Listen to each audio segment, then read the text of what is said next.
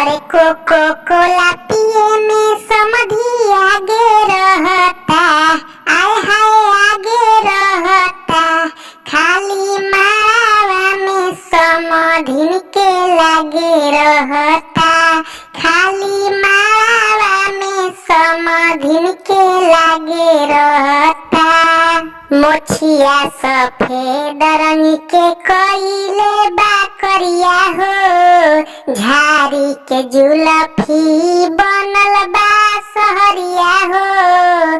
मोछिया सफेद रंग के कइले बा करिया हो, झाड़ी के जुलफी बनल बा सहरिया हो।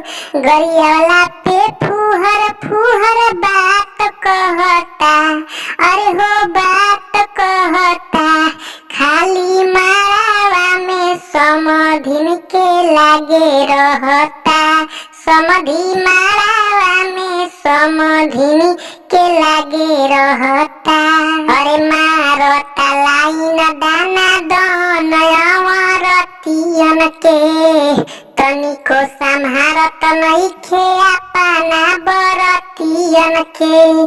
कुछ कहला पे तनिको बात सहता, आय हाय कुछ कहला पे तनिको बात सहता, त खाली मारावा में समधिन के लागे रहता, समधी मारावा में समधिन के लागे रहता। नमस्कार प्रणाम दोस्तों, आप लोग कैसे हैं? उम्मीद करता हूँ आप लोग अच्छे होंगे, स्वस्थ होंगे, तंदुरुस्त होंगे। दोस्तों ये गाना कैसा लगा आप लोग को प्लीज़ कमेंट बॉक्स में ज़रूर बताइएगा, अच्छा लगा होगा। और चैनल को सब्सक्राइब करना मत भूलिएगा, चैनल को सब्सक्राइब करेंगे तो सबसे पहले वीडियो आपको देखने के लिए मिलेगा। तो मिलते हैं दोस्तों नेक्स्ट वीडियो। तो फिर नमस्कार, जय हिंद, धन्यवाद।